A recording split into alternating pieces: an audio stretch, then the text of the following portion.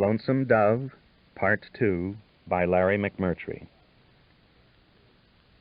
Chapter 26. July Johnson had been raised not to complain, so he didn't complain, but the truth of the matter was it had been the hardest year of his life, a year in which so many things went wrong that it was hard to know which trouble to pay attention to at any given time. His deputy, Roscoe Brown, 48 years of age to July's 24, assured him cheerfully that the increase in trouble was something he had better get used to. "Yep, now that you've turned 24, you can't expect no mercy," Roscoe said. "I don't expect no mercy," July said. "I just wish things would go wrong one at a time. That way I believe I can handle it." "Well, you shouldn't have got married then," Roscoe said. It struck July as an odd comment. He and Roscoe were sitting in front of what passed for a jail in Fort Smith. It just had one cell, and the lock on that didn't work. When it was necessary to jail someone, they had to wrap a chain around the bars. "I don't see what that has to do with it," July said. "Anyway, how would you know? You ain't never been married." "No, but I got eyes," Roscoe said. "I can see what goes on around me. You went and got married, and the next thing you know, you turned yellow. Makes me glad I stayed a bachelor. You're still yellow," he went on to point out. "It ain't Elmira's fault I got jaundice," July said. "I caught it in Missouri at that darn trial." It was true that he was still fairly yellow and fairly weak, and Elmira was losing patience with both states. "I wish you'd turn back white," she had said that morning, although he was noticeably less jaundiced than he had been 2 weeks before. Elmira was short, skinny, brunette, and had little patience. They had only been married 4 months, and one of the surprises from July's point of view was her impatience. She wanted the chores done immediately, whereas he had always proceeded at a methodical pace. The first time she bawled him out about his slowness was only 2 days after the wedding. Now it seemed she had lost whatever respect she had ever had for him. Once in a while it occurred to him that she had never had any anyway. But if that was so, why had she married him? "Uh-oh, here comes Peach," Roscoe said. "Ben must have been a lunatic to marry that woman." "According to you, all us Johnsons are lunatics," July said, a little irritated. It was not Roscoe's place to criticize his dead brother, though it was perfectly true that Peach was not his favorite sister-in-law. He had never known why Ben nicknamed her Peach, for she was large and quarrelsome and did not resemble a peach in any way. Peach was picking her way across the main street of Fort Smith, which was less of a quagmire than usual, since it had been dry lately. She was carrying a red rooster for some reason. She was the largest woman in town, nearly 6 feet tall, whereas Ben had been the runt of the Johnson family. Also, Peach talked a blue streak, and Ben had seldom uttered 3 words a week, although he had been the mayor of the town. Now Peach still talked a blue streak, and Ben was dead. That fact, well known to everyone in Fort Smith for the last 6 weeks, was no doubt what Peach was coming to take up with him. "Hello, July," Peach said. The rooster flapped a few times, but she shook him, and he quieted down. July tipped his hat, as did Roscoe. "Where'd you find the rooster?" Roscoe asked. "It's my rooster, but he won't stay home," Peach said. "I found him down by the store. The skunks will get him if he ain't careful." "Well, if he ain't careful, he deserves it," Roscoe said. Peach had always found Roscoe an irritating fellow, not as respectful as he might be.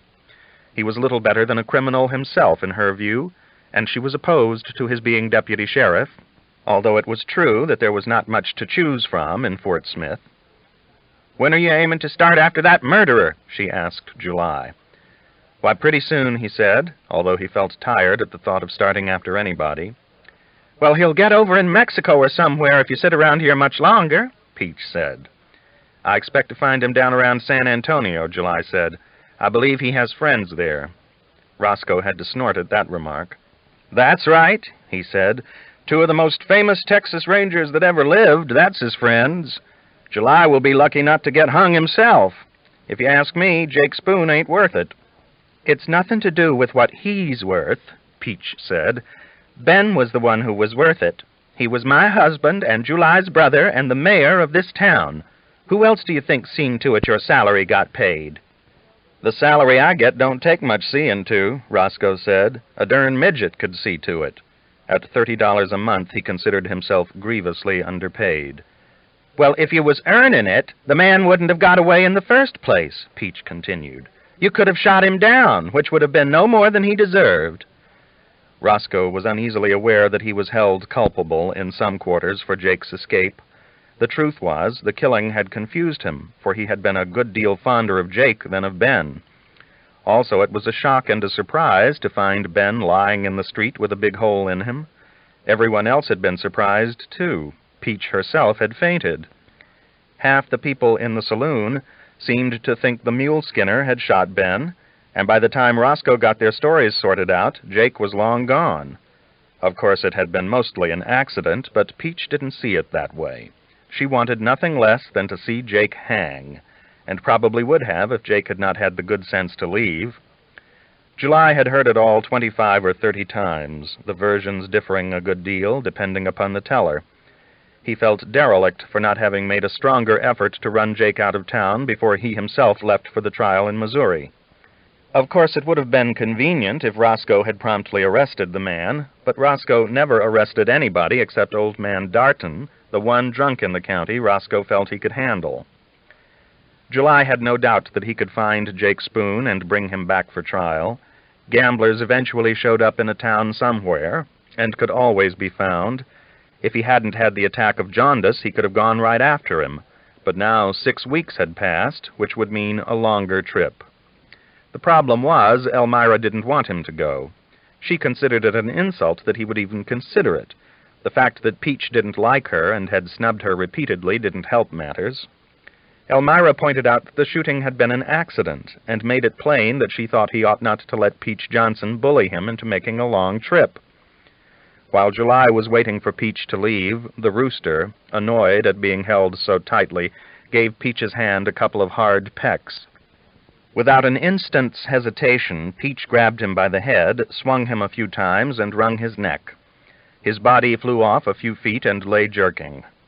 Peach pitched the head over in some weeds by the jailhouse porch. She had not got a drop of blood on her. The blood was pumping out of the headless rooster into the dust of the street. "That'll teach him to peck me," Peach said. "At least I'll get to eat him instead of a skunk having the pleasure." She went over and picked the rooster up by the feet and held him out from her body until he quit jerking. "Well, July," she said, "I hope you won't wait too long to start. Just because you're a little yellow don't mean you can't ride a horse." "You Johnsons marry the dernest women," Roscoe said when Peach was safely out of hearing. "What's that?" July said, looking at Roscoe sternly. He would not have his deputy criticizing his wife. Roscoe regretted his quick words. July was touchy on the subject of his new wife. It was probably because she was several years older and had been married before. In Fort Smith, it was generally considered that she had made a fool of July, though since she was from Kansas, no one knew much about her past. "Why, I was talking about Ben and Sylvester," Roscoe said. "I guess I forgot you're a Johnson, since you're the sheriff." The remark made no sense. Roscoe's remarks often made no sense, but July had too much on his mind to worry about it. It seemed he was faced every single day with decisions that were hard to make. Sometimes, sitting at his own table, it was hard to decide whether to talk to Elmira or not. It was not hard to tell when Elmira was displeased, though. Her mouth got tight, and she could look right through him and give no indication that she even saw him. The problem was trying to figure out what she was displeased about. Several times he had tried asking if anything was wrong, and had been given bitter, vehement lectures on his shortcomings. The lectures were embarrassing because they were delivered in the presence of Elmira's son, now his stepson, a 12-year-old named Joe Boot. Elmira had been married in Missouri to a fellow named D. Boot, about whom she had never talked much. She just said he died of smallpox. Elmira also often lectured Joe as freely as she lectured July. One result was that he and Joe had become allies and good friends. Both of them spent much of their time just trying to avoid Elmira's wrath. Little Joe spent so much time around the jail that he became a kind of second deputy. Like Elmira, he was skinny, with big eyes that bulged a little in his thin face. Roscoe was fond of the boy, too. Often he and Joe went down to the river to fish for catfish. Sometimes, if they made a good catch, July would bring Roscoe home for supper, but those occasions were seldom successful. Elmira thought little of Roscoe Brown, and though Roscoe was as nice to her as he could be, the fish suppers were silent, tense affairs. "Well, July, I guess you're between a rock and a hard place," Roscoe said. "You either got to go off and fight them Texas Rangers, or else stay here and fight Peach." "I could send you after him," July said. "You're the one that let him get away." Of course he was only teasing. Roscoe could hardly handle old man Darton, who was nearly 80. He wouldn't stand much of a chance against Jake Spoon and his friends. Roscoe almost tipped over in his chair, he was so astonished. The notion that he might be sent on a job like that was ridiculous. Living with Elmira must have made July go crazy if he was thinking such thoughts. "Peach ain't going to let it rest," July said, as much to himself as to Roscoe. "Yes, it's your duty to catch the man," Roscoe said, anxious to get himself as far off the hook as possible. "Benny was your brother, even if he was a dentist." July didn't say it, but the fact that Benny had been his brother had little to do with his decision to go after Jake Spoon.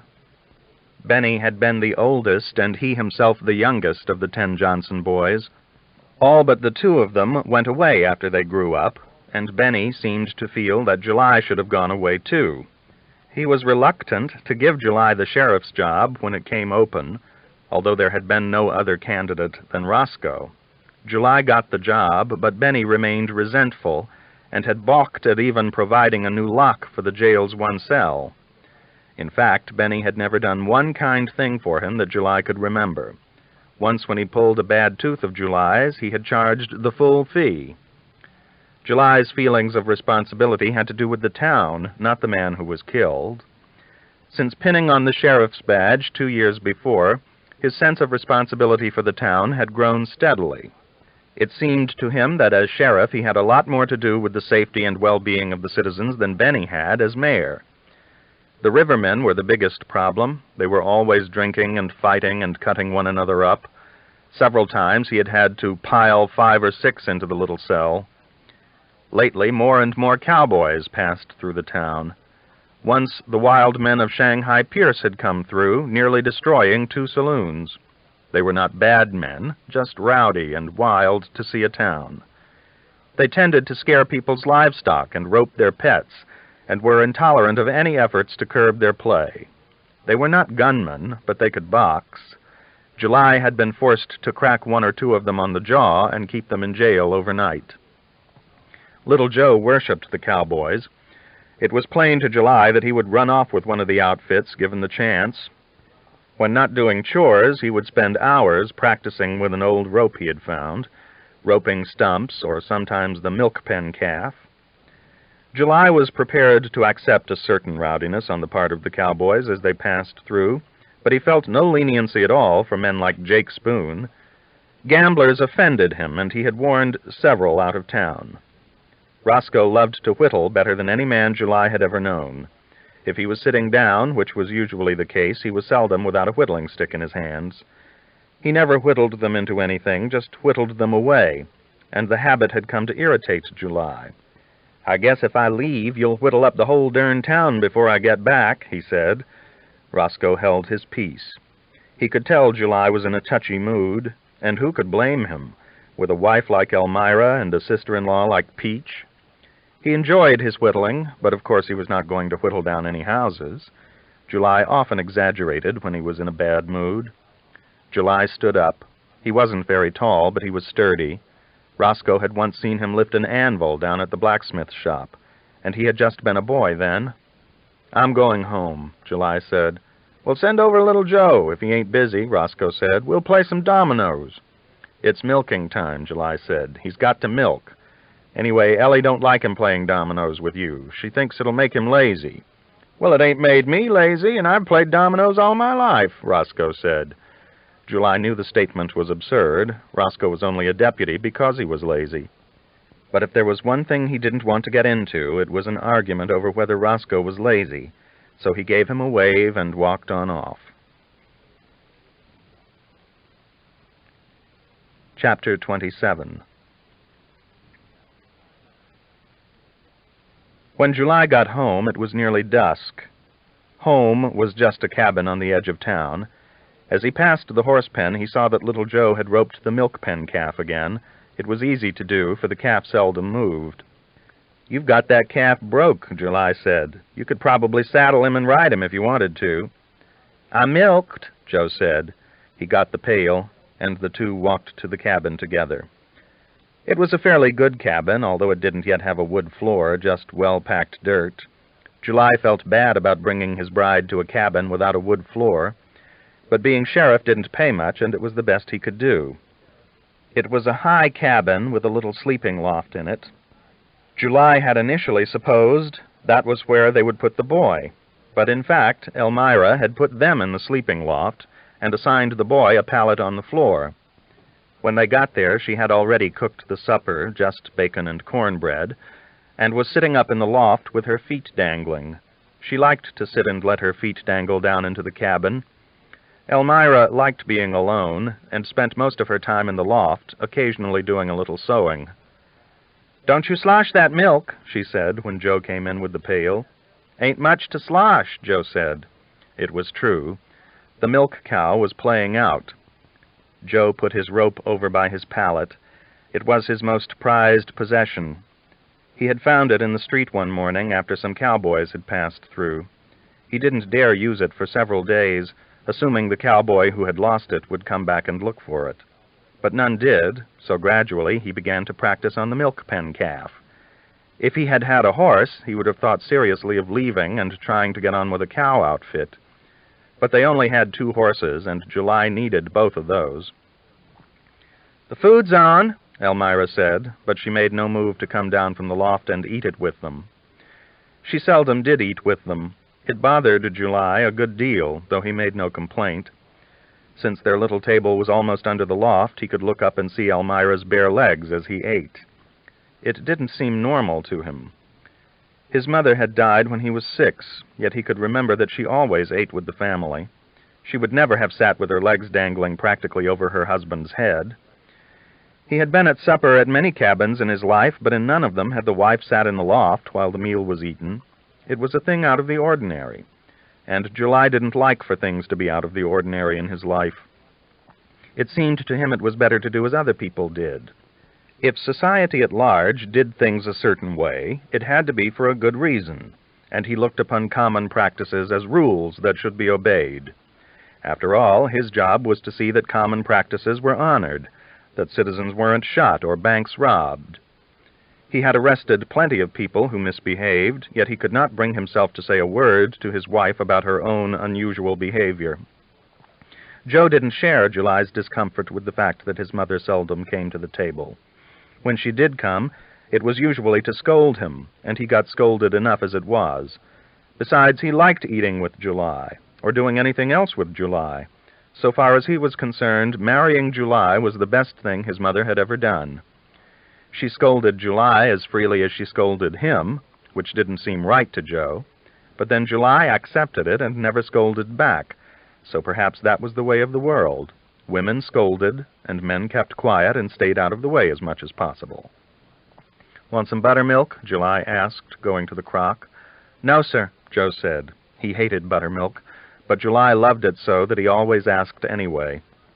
"You ask him that every night," Elmira said from the edge of the loft. It irritated her that July came home and did exactly the same things day after day. "Stop asking him," she said sharply. "Let him get his own buttermilk if he wants any. It's been 4 months now, and he ain't drunk a drop. Looks like you'd let it go." She spoke with a heat that surprised July. Elmira could get angry about almost anything, it seemed. Why would it matter if he invited the boy to have a drink of buttermilk? All he had to do was say no, which he had. "Well, it's good," he said quietly. Joe almost wished he had taken a glass, since it would have kept July out of trouble, but it was too late. After that one remark, the meal went smoothly, mainly because no one said another word. Joe and July ate their cornbread and bacon, and Elmira hung her feet in the air. "You take that medicine," she said to July, as soon as he had finished. "If you don't, I guess you'll be yellow the rest of your life." "He ain't as yellow as he was," Joe said, feeling that it was incumbent on him to take up for July a little bit, since July would never take up for himself. He had no real fear of his mother. She whipped him plenty, but her anger never lasted long, and if she was really mad, he could always outrun her. "He's too yellow for me," Elmira said. "If I'd wanted a yellow husband, I'd have married a Chinaman." "What's a Chinaman?" Joe asked. "Go get a bucket of water," Elmira said. July sat at the table feeling a little sad while the boy drew a bucket of water. At least they had a well. The river was nearly a mile away, which would have been a long carry. Joe brought the bucket in and went back outside. It was stuffy in the small cabin. There were a lot of fireflies out. For amusement, he caught a few and let them flicker in his hand. "Want a bath?" July asked his wife. "I'll fetch some more water if you do." Elmira didn't answer because she didn't really hear him. It was peculiar, but July almost never said anything that she did hear anymore. It seemed to her that the last thing she heard were their marriage vows. After that, though she heard his voice, she didn't really hear his words. Certainly he was nothing like D. Boot when it came to conversation. D. could talk all week and never say the same thing twice, whereas it seemed to her July had never said anything different since they married. That in itself didn't bother her, though. If there was one thing she didn't need to do, it was to talk to a man. "I've been thinking I might better go on and catch Jake Spoon," July said. He said everything in the same tone of voice, making it doubly difficult to pay attention to him. But Elmira caught his meaning. "Do what?" she asked. "Go get Jake Spoon," July said. "I'm over my jaundice enough to ride." "Let him go," Elmira said. "Who wants him anyway?" July was not about to tell her Peach wanted him. "Well, he killed Benny," he said. "I say let him go," Elmira said. "That was an accident." She came downstairs and dipped her face in the cool water, then wiped it on an old piece of sacking they used for a towel. "He shouldn't have run," July said. "He might have got off."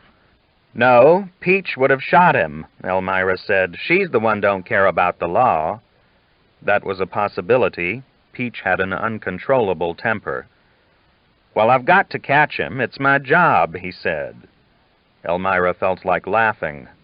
July was flattering himself if he thought he could catch a man like Jake Spoon, but then if she laughed, she would be giving herself away.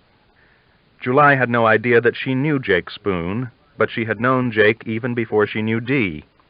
He and Dee had been buddies up in Kansas. Jake even asked her to marry him once in a joking way, for Jake was not the marrying kind, and she hadn't been then either. He had always kidded her in the days when she was a sporting girl in Dodge that she would end up respectable, though even he couldn't have guessed that she'd marry a sheriff. It amused him no end when he found out.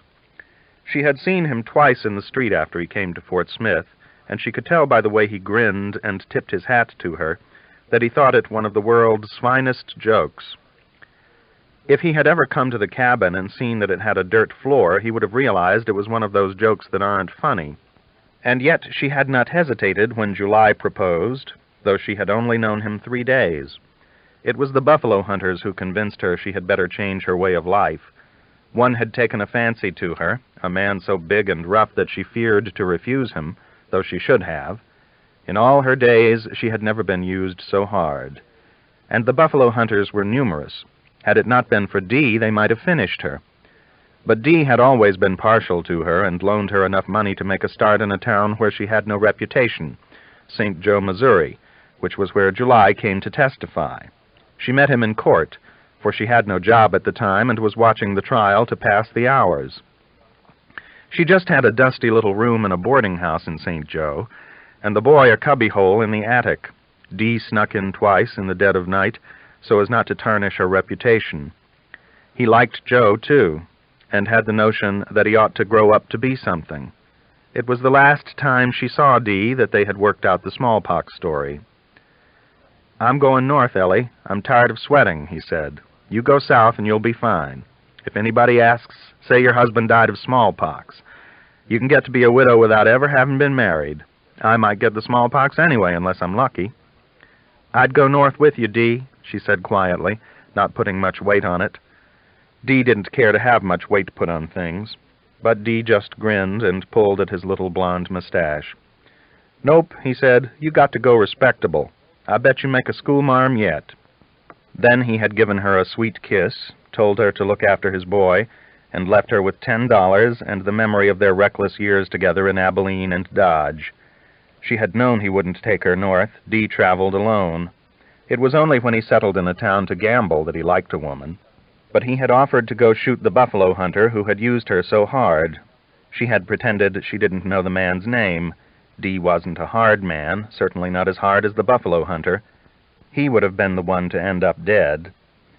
As for July, it had been no trick to marry him. He was like some of the young cowboys who had never touched a woman or even spoken to one. In 2 days he was hers. She soon knew that he made no impression on her. His habits never varied. He did the same things in the same way every day. 9 days out of 10 he even forgot to wipe the buttermilk off his upper lip. But he wasn't hard like the buffalo hunters.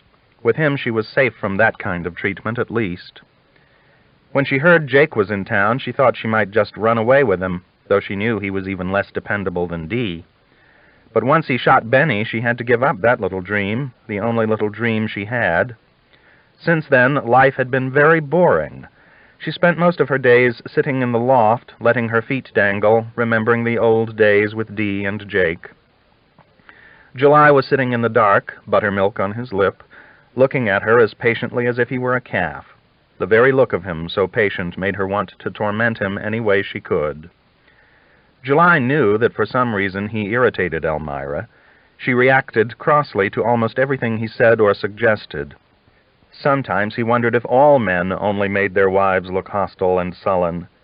If it wasn't the case, then he wondered what made the difference.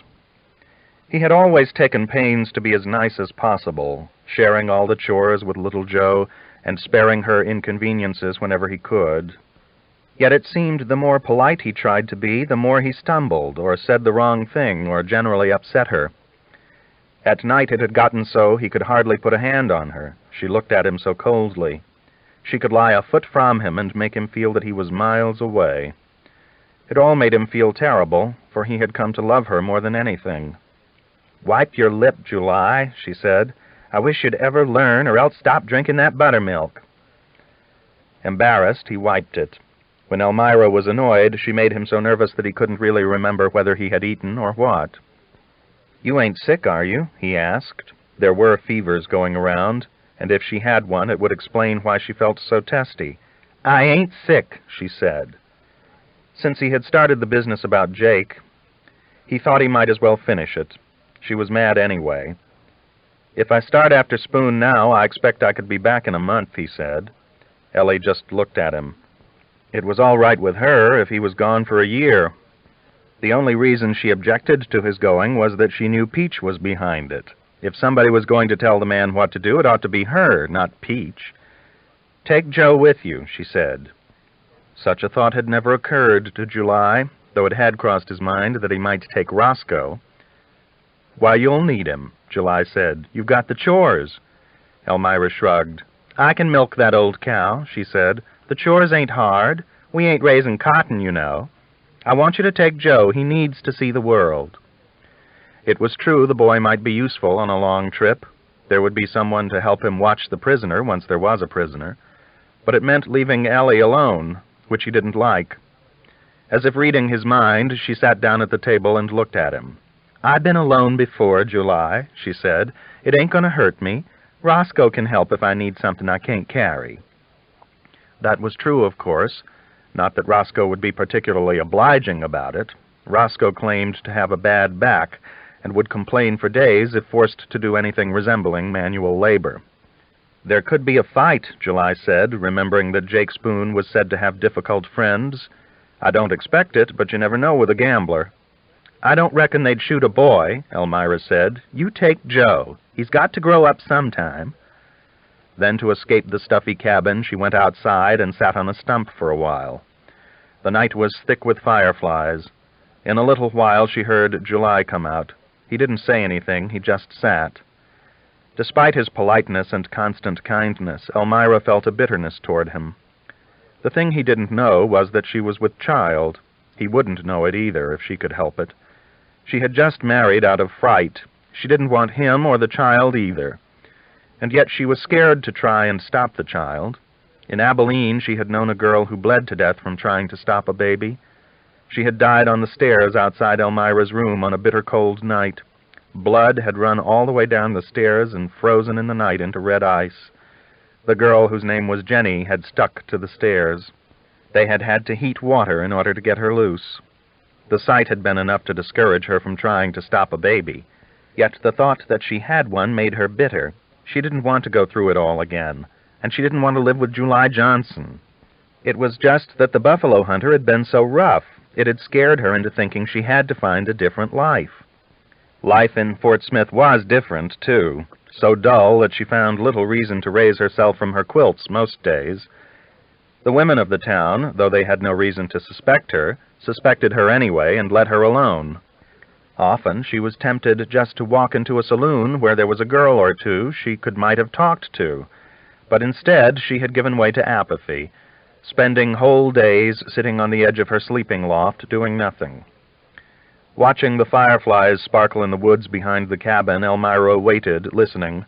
Sure enough, in a few minutes she heard the little metallic clicks as July slowly rotated the chambers in his pistol before going back to town to make his rounds.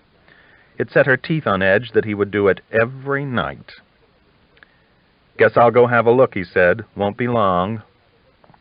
It was what he said every night. It was true, too. Unless the rivermen were fighting, he was never long. Mainly he hoped that when he came to bed she'd want him. But she didn't want him. She had kept him at a distance since she was sure about the baby. It hurt his feelings, but she didn't care. As she heard him walk off through the darkness, her spirits sank even lower. It seemed there was no winning in life. She wanted July and Joe to be gone suddenly, so she would not have to deal with them every day. Their needs were modest enough, but she no longer wanted to face them. She had reached a point where doing anything for anyone was a strain. It was like heavy work, it was so hard. It came to her more strongly every day how much she missed D. Boot. He was the exact opposite of July Johnson. July could be predicted down to the least gesture, whereas D. was always doing what a person least expected. Once in Abilene, to get revenge on a madam he hadn't liked, he had pretended to bring her a nice pie from the bakery, and instead he had got the baker to produce what looked like a perfect pie crust, but he had gone over to the livery stable and filled the pie crust with fresh horse turds. The madam, a big, mean woman named Sal, had actually cut into it before she sensed the joke. Elmira smiled to herself, remembering some of the funny things Dee did. They had known one another for nearly 15 years, since she had found herself stranded as a girl way up in Kansas. It hadn't been all Dee, of course. There had been plenty of others. Some had lasted only a few minutes, some a week or two, or a month. But somehow she and Dee always found themselves back together. It irritated her that he had been content just to pull his mustache and head for the north without her. He seemed to think it would be easy for her to be respectable. Of course, it was her fault for picking July.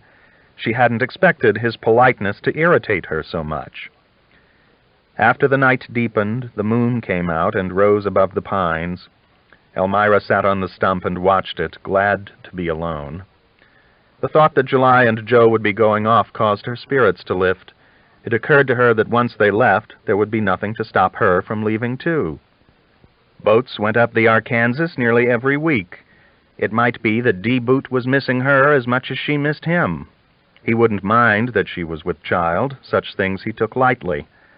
It made her smile to think of finding Dee. While July tracked one gambler, she would track another in the opposite direction. When July got back, with or without Jake, and discovered that his wife was gone, it might surprise him so much he would even forget to drink his buttermilk.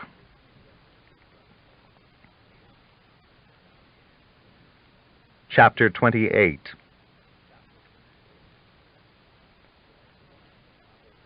The next morning, an hour before dawn, July and Joe left the cabin and caught their horses. Joe was almost stunned with excitement at getting to go with July. His friend Roscoe Brown had been stunned, too, when July went by the jail and told Roscoe they were going. "You'll get that boy kilt before I even teach him all my domino tricks," Roscoe said. It puzzled him that July would do such a thing. Joe was not tempted to question the miracle. The main thing that bothered him was that he lacked a saddle, but July took care of that by borrowing an old singletree from Peach Johnson. She was so pleased July was finally going after her husband's killer that she would have given them the saddle. Rats had eaten most of it anyway. Elmira got up and cooked them breakfast, but the food did nothing to ease the heaviness of heart which July felt. All night he had hoped she might turn to him, it being his last night at home for a while, but she hadn't. Once he had actually touched her, turning on the pallet they slept on, and she had stiffened. It was clear to July that she wasn't going to miss him, though he was certainly going to miss her. It was peculiar, but she showed no sign of being sorry to see Joe go either. Yet Joe was her son, and he was her husband. If she didn't love her husband and her son, who did she love? For all she knew, they would be gone for months, and yet she was just as brisk with them as if it was an ordinary day. She saw to it that Joe drew another bucket of water before he left, and then jumped on July for nearly forgetting his jaundice medicine. Yet for all her bad temper, it was no relief to leave. He felt apprehension so strongly that at one point it seemed to tighten his throat and nearly caused him to choke on a bite of cornbread. He felt he was being carried along through his life as a river might carry a chip. There seemed to be no way he could stop anything that was happening, although it all felt wrong. The only relief he could find was in the knowledge that he was doing his job and earning the $30 a month the town paid him. There were a few tight-fisted citizens who didn't think there was $30 worth of sheriffing to do in Fort Smith in a given month. Going after a man who had killed the mayor was the kind of work people seemed to think a sheriff ought to do, although it would probably be less dangerous than having to stop two rivermen from carving one another up with knives. They left Elmira standing in the door of the cabin and rode through the dark town to the jail. But before they got there, Red, Joe's horse, suddenly bowed up, began to buck, and threw him. Joe was not hurt, but he was dreadfully embarrassed to be thrown right at the outset of such an important trip. "It's just Red," July said. "He's got to have his buck. He's gotten rid of me a time or two that way." Roscoe slept on a couch in the jail and was up and stumbling around in his bare feet when they got there. July got a rifle and 2 boxes of bullets, and then got down a shotgun, too. "That's my shotgun," Roscoe said. He was not in the best of tempers. He hated to have his sleeping quarters invaded before it was even light. "We'll need to eat," July said. "Joe can shoot a rabbit now and then if we don't see no deer." "You'll probably see a Comanche Indian, and they'll cook both of you as if you was dern rabbits," Roscoe said. "Oh, they're about whipped, I reckon," July said. "'Bout?" Roscoe said. "Well, I 'bout knocked out a wasp's nest last year, but the 2 I missed near stung me to death. 'Bout ain't good enough where Comanches are concerned. You must be planning to make San Antonio in one day since you're starting this early," he added, still grumpy from having been routed out of bed. July let him grumble and took a saddle scabbard off one of the other rifles so there'd be something to put the shotgun in. By the time light had begun to show over the river, they were ready to go. Roscoe was awake enough by then to feel apprehensive. Being deputy was an easy job while July was around, but the minute he left, it became heavy with responsibility. Anything could happen, and he would be the one who would have to handle it. "Well, I hope the darn Comanches don't decide they want Fort Smith," he said morosely. Several times he had dreams of a troop of wild Indians riding right down the street and filling him full of arrows while he sat in front of the jail whittling. "They won't," July said, anxious to get away before Roscoe thought up other bad things that might happen.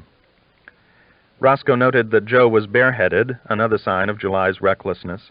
It occurred to him that he had an old black felt hat. It was hanging on a peg, and he went back in and got it for the boy. "Here, you take this," he said, surprised at his own generosity. When Joe put it on, his head disappeared nearly down to his mouth, which was grinning. "If he wears that, he'll probably ride off a cliff," July said, although it was true the boy needed a hat. "He can tie it on with some string," Roscoe said. "It'll keep that darn sun out of his eyes." Now that they were ready, July felt strangely unwilling to leave. It was getting good light. Far down the street they could see the river shining, and beyond it a faint glow of red on the horizon. In its awakening hour the town seemed peaceful, lovely, calm. A rooster began to crow. Yet July had a sense that something was terribly wrong. More than once it occurred to him that Elmira might have some strange disease that caused her to act the way she was acting. She had less appetite than most people, for one thing. She just nibbled at her food. Now he had no one to trust her to except Roscoe Brown, who was only slightly less afraid of her than he would be of a Comanche. "You look after Ellie," he said sternly. "If she needs her groceries carried, you carry them." "Okay, July," Roscoe said. July got on his horse, adjusted his bedroll, and sat looking at the river. They weren't carrying much bedding, but then the warm weather was coming. "Take her a fish now and then if you catch one," he said. To Roscoe Brown it seemed a strange instruction. Elmira had made it plain that she didn't like fish. "Okay, July," he said again, though he didn't mean to waste his time offering fish to a woman who didn't like them. July could think of no more instructions. Roscoe knew the town as well as he did.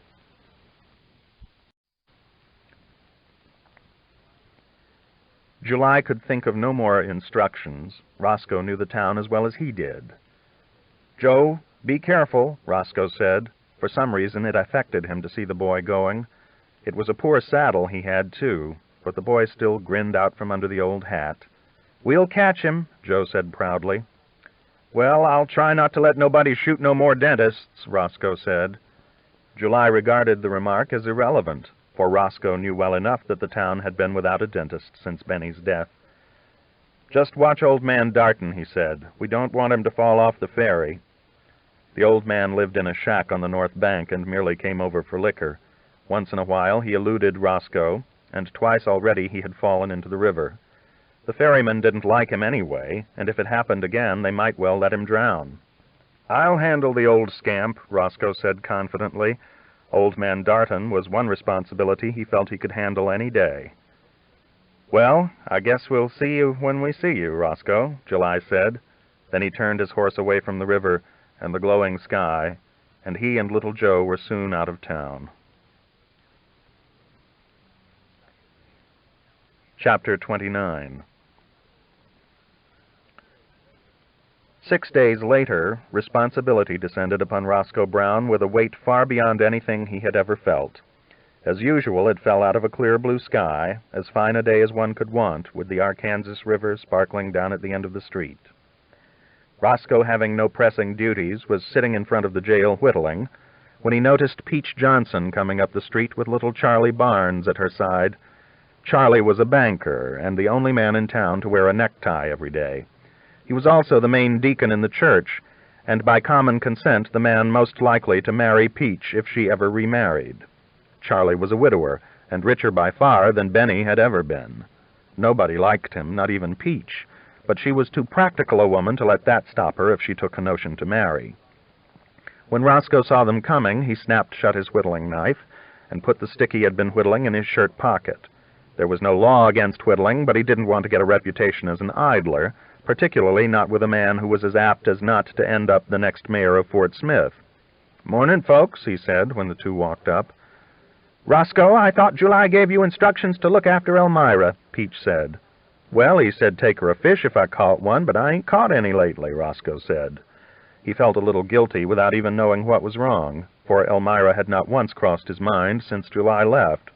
"If I know July, and I do know July, I bet he said more than that," Peach said. "Well, he said to carry her some groceries if she asked, but she ain't asked," he said.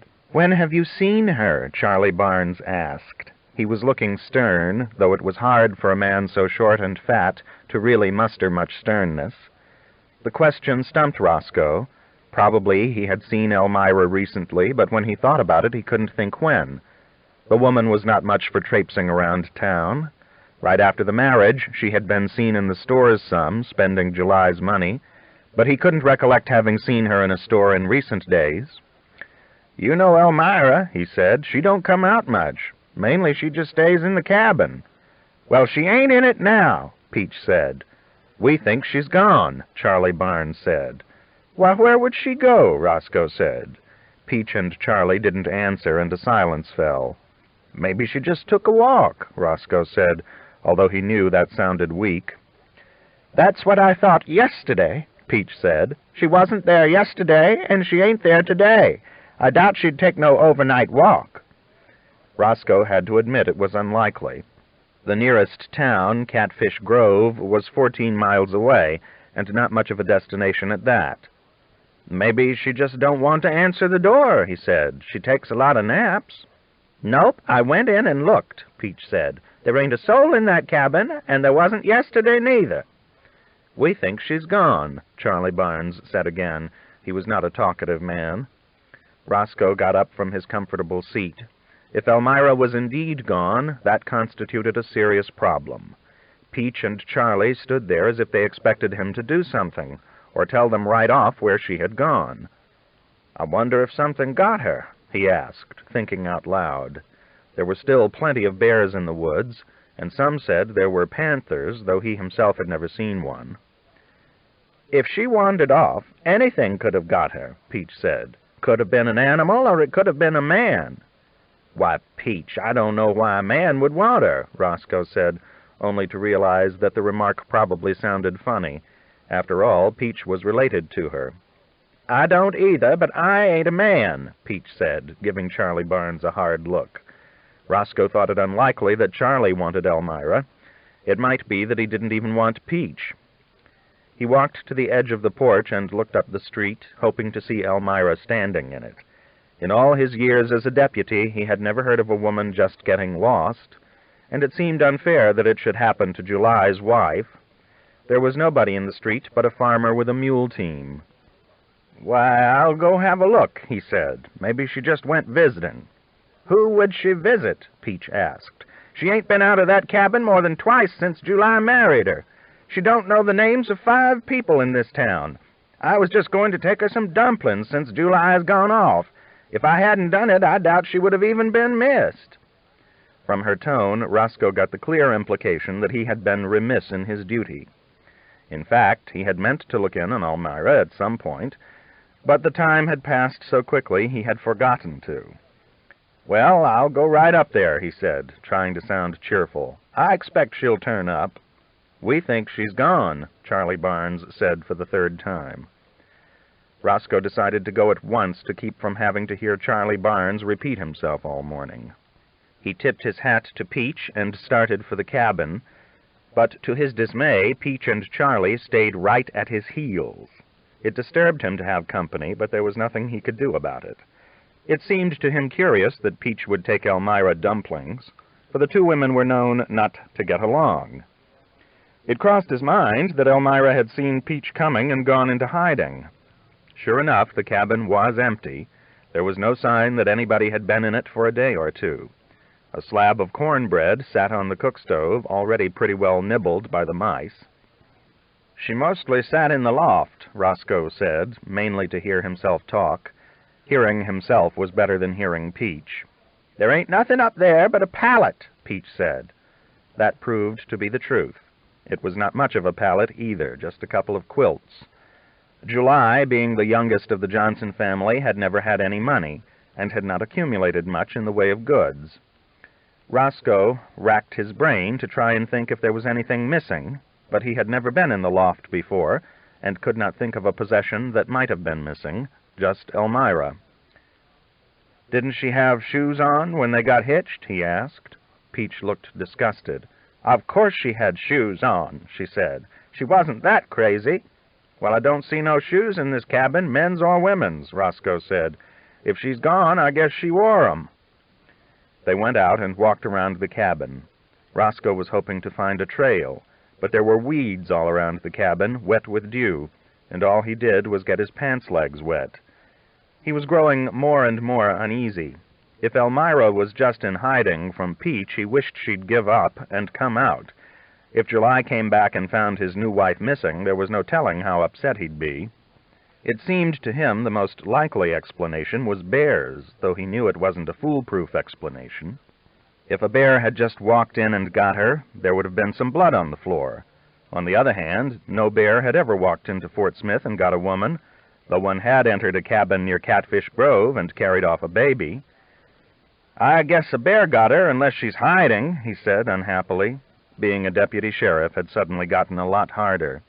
"We think she's gone," Charlie Barnes said, with irritating persistence. If a bear had got her, of course she would be gone. "He means we think she's left," Peach said. That made no sense at all, since the woman had just married July. "Left to go where?" he said. "Left to do what?" "Roscoe, you ain't got the sense God gave a turkey," Peach said, abandoning her good manners. "If she left, she just left. Left! My guess is she got tired of living with July." That was such a radical thought that merely trying to think it gave Roscoe the beginnings of a headache. "My God, Peach," he said, feeling stunned. "There's no need to swear, Roscoe," Peach said. "We all seen it coming. July's a fool, or he wouldn't have married her." "It could have been a bear, though," Roscoe said. All of a sudden it seemed the lesser of two evils. If Elmira was dead, July might eventually get over it. If she had run off, there was no telling what he might do. "Well, where's the tracks, then?" Peach asked. "If a bear came around, all the dogs in this town would have barked, and half the horses would have run away. If you ask me, Elmira's the one that run away."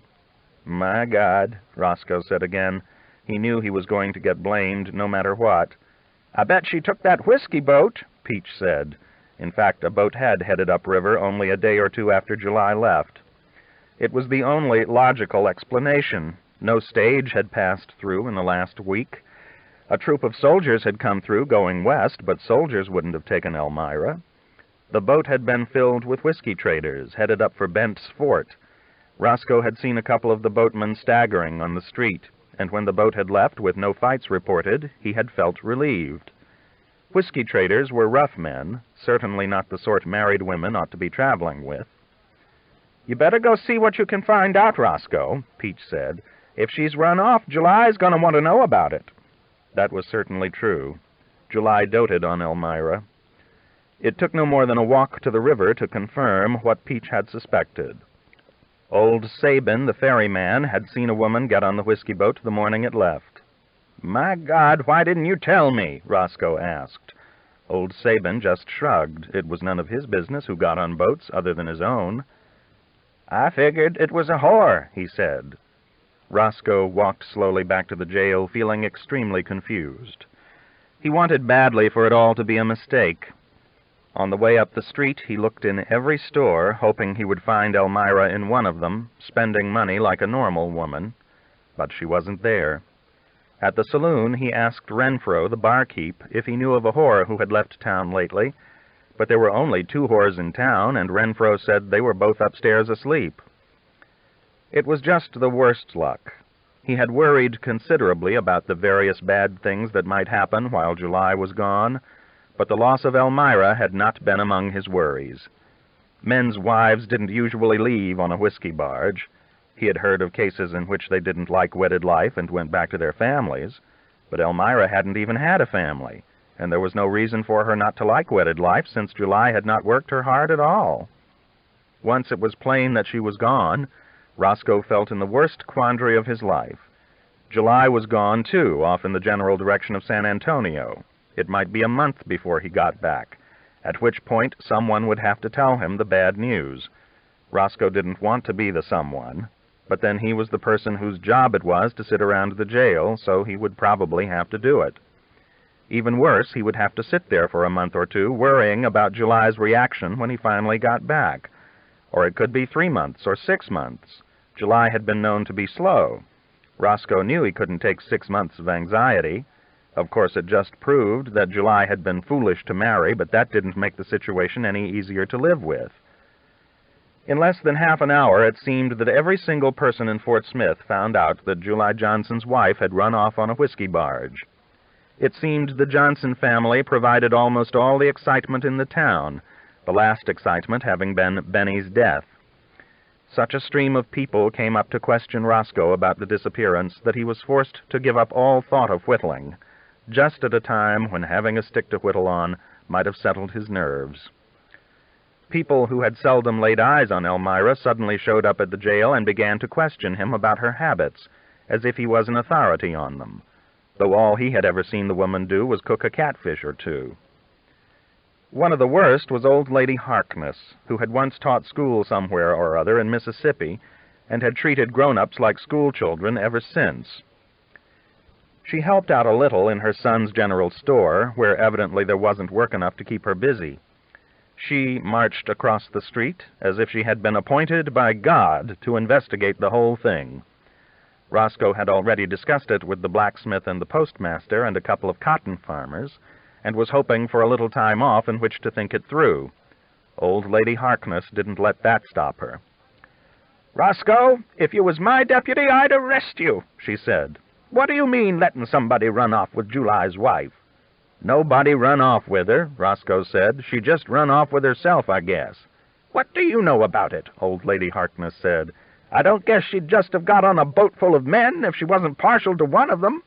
When are you going after her?" "I ain't," Roscoe said, startled.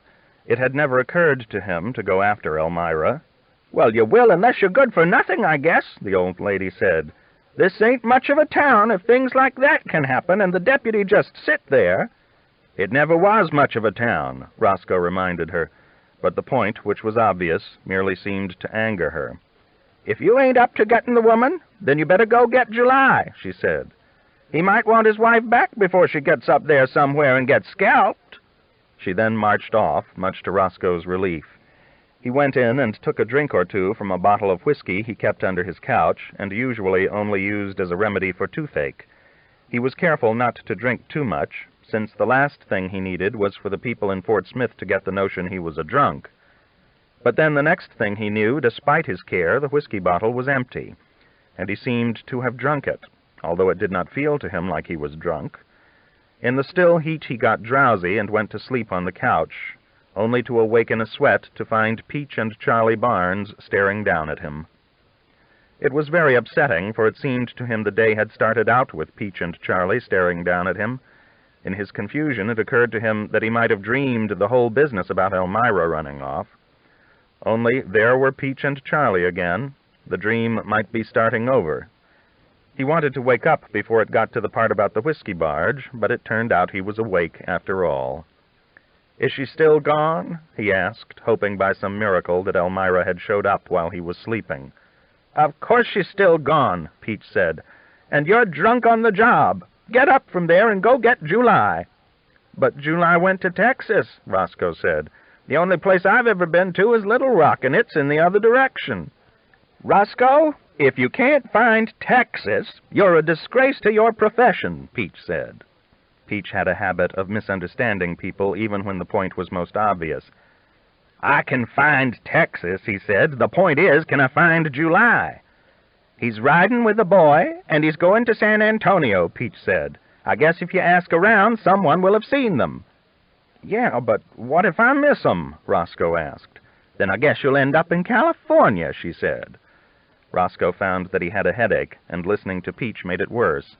"His wife's gone," Charlie Barnes said. "Darn it, Charlie, shut up," Peach said. "He knows that. I don't think he's forgot that." Roscoe had not forgotten it. Overnight it had become the dominant fact of his life. Elmira was gone, and he was expected to do something about it. Moreover, his choices were limited. Either he went upriver and tried to find Elmira, or he had to go to Texas and look for July. He himself was far from sure that either action was wise. Trying to recover his wits, with a headache, and Peach and Charlie Barnes staring at him for the second time that day, was not easy. Mainly Roscoe felt aggrieved that July had put him in such a position. July had been doing well enough without a wife, it seemed to Roscoe, but if he had to marry, he could have been a little more careful, and at least married someone who would have the courtesy to stay around Fort Smith. About the least that one ought to be able to ask of a wife. Instead, he had made the worst possible choice and left Roscoe to suffer the consequences.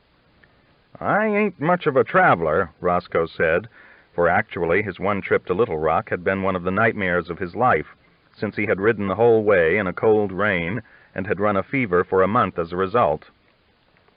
Nonetheless, the next morning he found himself saddling up the big white gelding he had ridden for the last 10 years, a horse named Memphis, the town of his origin. Several of the townspeople were there at the jail, watching him pack his bedroll and tie on his rifle scabbard, and none of them seemed worried that he was about to ride off and leave them unprotected. Although Roscoe said little, he felt very pettish toward the citizens of Fort Smith, and toward Peach Johnson and Charlie Barnes in particular. If Peach had just minded her own business, nobody would even have discovered that Elmira was missing until July returned, and then July would have been able to take care of the problem, which rightly was his problem anyway. "Well, I hope nobody don't rob the bank while I'm gone," he said to the little crowd watching him. He wanted to suggest worse possibilities, such as Indian raids, but in fact the Indians had not molested Fort Smith in years, though the main reason he rode white horses was that he had heard somewhere that Indians were afraid of them. The remark about the bank being robbed was aimed at Charlie Barnes, who blinked a couple of times in response. It had never been robbed, but if it had been, Charlie might have died on the spot, not out of fright, but because he hated to lose a nickel. The little jail, which had been more or less Roscoe's home for the last few years, had never seemed more appealing to him. Indeed, he felt like crying every time he looked at it. But of course it would not do to cry in front of half the town. It was another beautiful morning, with the hint of summer. Roscoe had always loved the summer and hated the cold, and he wondered if he would get back in time to enjoy the sultry days of July and August, when it was so hot even the river hardly seemed to move. He was much given to premonitions, had had them all his life, and he had a premonition now. It seemed to him that he wouldn't get back. It seemed to him he might be looking his last on Fort Smith. But the townspeople gave him no chance to linger or be sorry. "Elmira will be to Canada before you get started," Peach pointed out.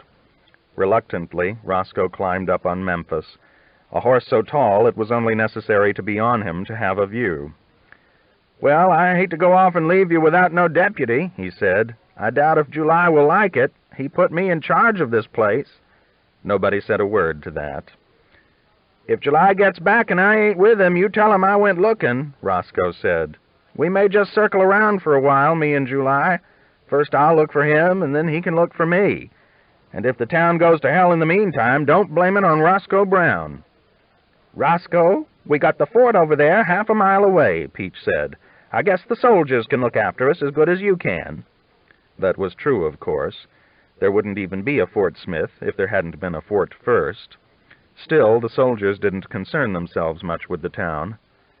"What if Elmira comes back?" Roscoe asked. No one had raised that possibility. "Then I'd be gone and won't know it."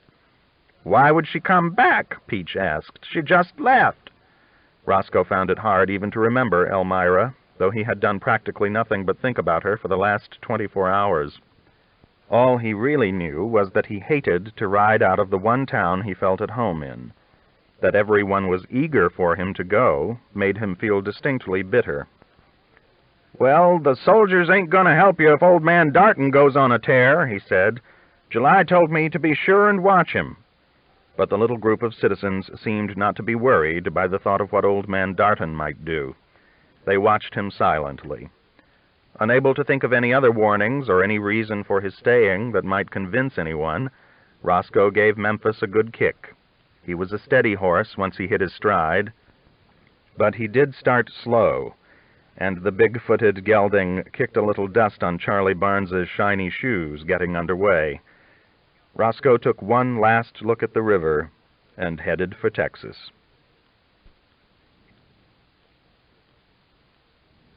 Chapter 30. The first good wash Lorena got was in the Nueces River. They had had a bad day trying to fight their way through mesquite thickets, and when they came to the river she just decided to stop, particularly since she found a shady spot where there wasn't any mesquite or prickly pear. Jake had no part in the decision because Jake was drunk. He had been steadily drinking whiskey all day as they rode, and was so unsteady in his seat that Lorena wasn't even sure they were still going in the right direction. But they were ahead of the cattle. From every clearing she could look back and see the dust the herd raised. It was a fair way back, but directly behind them, which made her feel reassured. It would not be pleasant to be lost with Jake so drunk. Of course he only drank because his hand was paining him. Probably he hadn't gotten all the thorn out. His thumb had turned from white to purple. She was hoping they would strike a town that had a doctor, but there seemed to be nothing in that part of the country but prickly pear and mesquite. It was bad luck, Jake having an accident so soon after they started, but it was just a thorn. Lorena supposed the worst it could do was fester. But when he got off his horse, his legs were so unsteady he could barely wobble over to the shade. She was left to tie the horses and make the camp, while Jake lay propped up against the tree and continued to pull on his bottle. "Darn, it's hot," he said, when she stopped for a minute to look at his hand. "I wonder where the boys are camped tonight. We might go over and get up a game of cards." "You'd lose," she said. "You're too drunk to shuffle." There was a flash of anger in Jake's eyes. He didn't like being criticized, but he made no retort. "I'm going to have a wash," Lorena said. "Don't drown," he said. "Be a pity if you was to drown on your way to San Francisco." It was clear he was angry. He hated to be denied, or to see her take the lead over him in anything. Lorena met his anger with silence. She knew he couldn't stay mad very long. The river was green, and the water cold underneath the surface. She waded in and stood chest-deep, letting the water wash away the layers of dust and sweat. As she was wading out, feeling clean and light, she got a scare. A big snapping turtle sat on the bank right where she had entered the river. It was big as a tub, and so ugly Lorena didn't want to get near it. She waded upstream, and just as she got out, heard a shot. Jake was shooting his pistol at the turtle. He walked down to the water, probably just because he liked to see her naked. "You are a sight," he said, grinning. Then he shot at the turtle again and missed. He shot 4 times, all the bullets plopping into the mud. The turtle, unharmed, slid off into the water. "I was never no shot with my left hand," Jake said. Lorena sat down on a grassy place in the sun and let the water drip off her legs. As soon as she sat down, Jake came over and began to rub her back. He had a feverish look in his eye. "I don't know where I got such a fancy for you," he said. "You are a sight to see." He stretched out beside her and pulled her back. It was odd to look up beyond his head and see the white sky above them instead of the cracked boards in the ceiling above her head in the dry bean. More than usual, it made her feel not there, far from Jake and what he was doing. Crowded up in a room, it was difficult for her to keep herself. On the grass, with the sky far above, it was easy. But it was not easy for Jake to finish. He was sicker than she had suspected. His legs were trembling, and his body strained at hers. She looked in his face and saw he was frightened. He groaned, trying to grip her shoulder with his sore hand. Then, despite himself, he slipped from her. He tried to push back in, but kept slipping away. Finally, he gave up and collapsed on her, so tired that he seemed to pass out. When he sat up, she eased out from under him. He looked around with no recognition. She dressed and helped him dress, then got him propped against a big shade tree.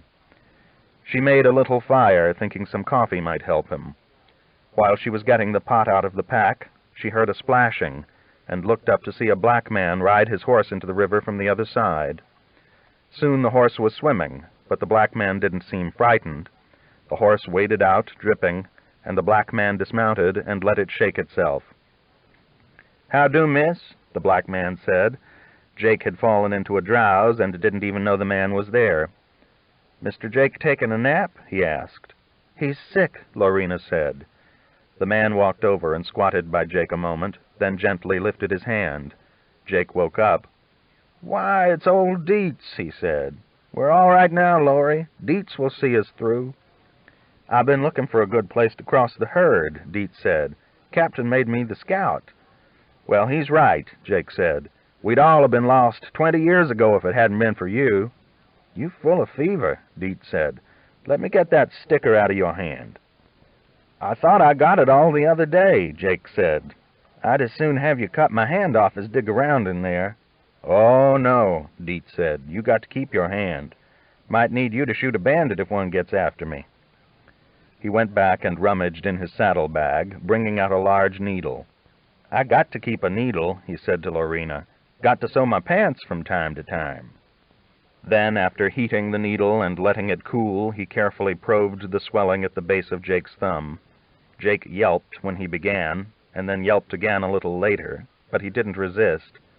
"God damn the darn thorns," he said weakly. Then, with a wide grin, Dietz held up the needle. The tiny yellow tip of the thorn was on it. "Now you be cutting the cards again," he said. Jake looked relieved, though still flushed with fever. "I'll play you right now, Dietz," he said. "You're the only one in the whole darn outfit with any money." The black man just grinned and returned the needle to the little packet in his saddlebag. Then he accepted the cup of coffee which Laurie offered. "Miss, you ought to get him on across the river," he said, when he handed back the coffee cup. "Why?" Lorena asked. "We done made camp. He'll want to rest." "Rest on the other side," Dietz said. "Gonna come a storm tonight. The river be up tomorrow." It seemed hard to believe. There was not a cloud in the sky, but the man had spoken in a tone that indicated he knew what he was talking about. The girl looked sad, Dietz thought. He glanced at the sun, which was dropping. "I can help," he said. "I'll get you settled." The black man had them packed in no time, tying their bedrolls high so as to keep them out of the river. "Darn, we didn't use this camp much," Jake said when he realized they were moving.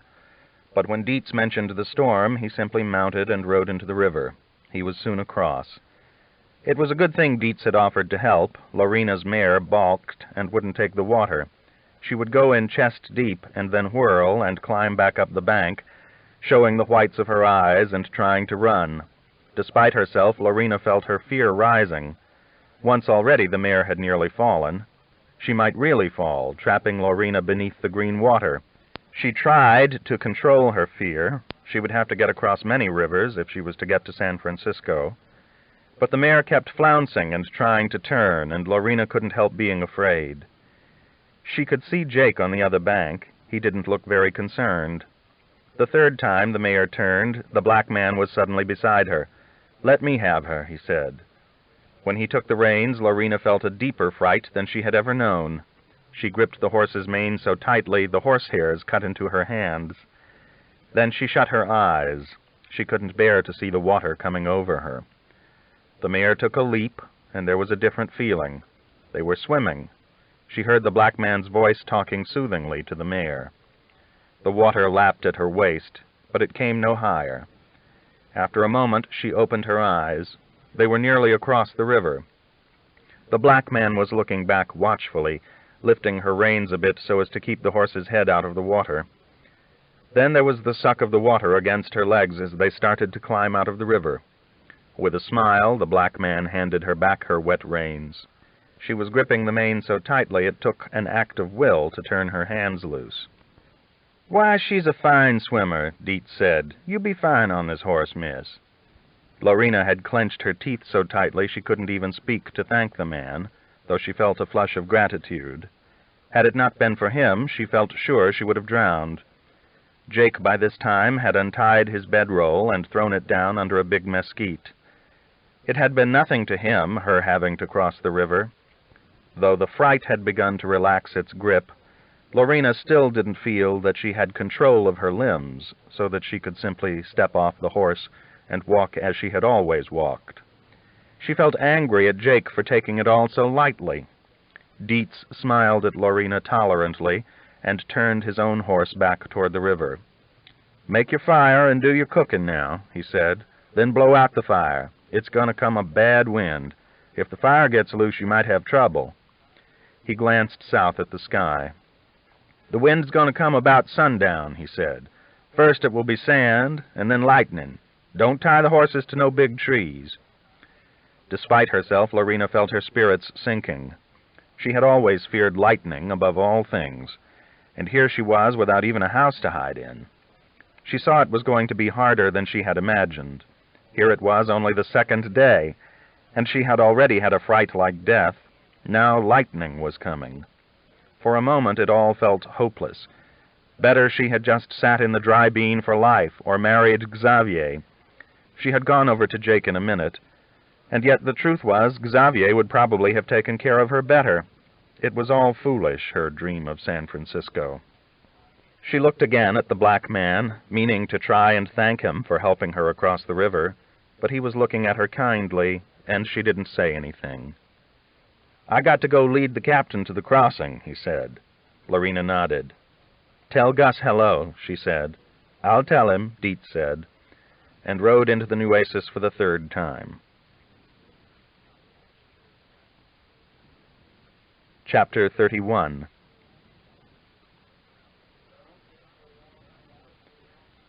"Well, here's where we all find out if we was meant to be cowboys," Augustus said, for he had no doubt that Dietz would soon be proved right about the coming storm.